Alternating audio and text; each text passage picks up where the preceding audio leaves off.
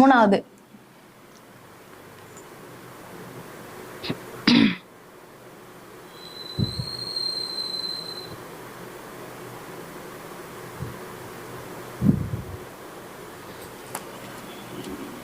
அடுத்து மூணாவது என்ன எழுதலாம்னா, இப்போ கனவு வந்து உங்களுக்கு பேடா வருது அப்படின்னு வச்சுக்கோங்க. சொப்பனங்கள் இது வந்து எழுத வேணாம், அப்படியே சொல்லிடுறேன்.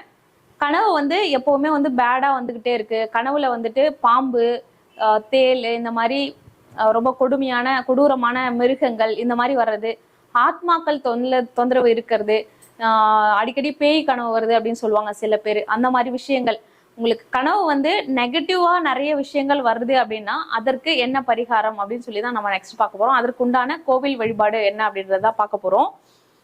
கெட்ட சொப்பனம் வருது அப்படின்னா அவினாசிக்கு பக்கத்துல, அவினாசிக்கு பக்கத்திலேயே இருக்கக்கூடிய அவினாசி அப்பர், அதே மாதிரி அருளாம்பாள் அப்படின்னு சொல்லக்கூடிய கோவில், அந்த கோவிலுக்கு போயிட்டு விருட்ச வழிபாடு பண்ணிட்டு வரும்போது கட்டாயமா அந்த இடத்துல இருக்கக்கூடிய விருட்ச வழிபாடு, அங்க வந்து தேள் வந்து வழிபட்ட ஸ்தலம் அப்படின்னு சொல்றாங்க.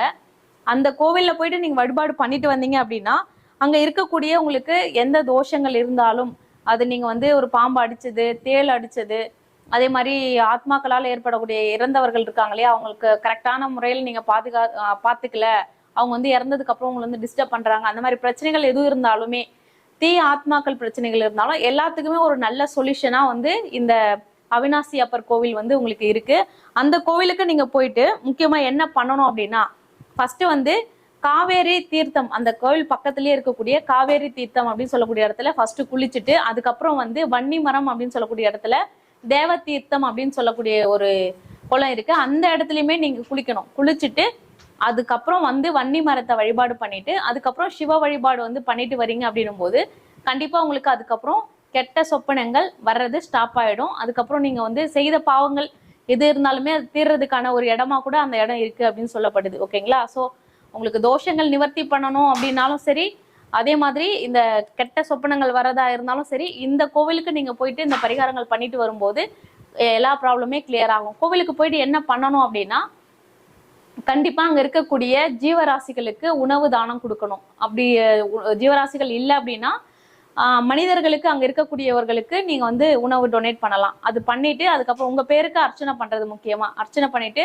1 ஹவராவது உட்கார்ந்து கோவில்ல தியானம் பண்ணுங்க. இது பண்ணிட்டு வந்தீங்க அப்படின்னா போதும், கண்டிப்பா இந்த ப்ராப்ளம்ஸ் எல்லாமே படிப்படியா கிளியர் ஆக ஆரம்பிச்சிடும். ஓகேங்களா? இது வந்து கெட்ட சொப்பனங்கள் அப்படின்னு சொல்லக்கூடிய அமைப்புல வந்துடும். 4வதா நம்ம என்ன பார்க்க போறோம் அப்படின்னா, தாயால ஏற்படக்கூடிய தோஷம்.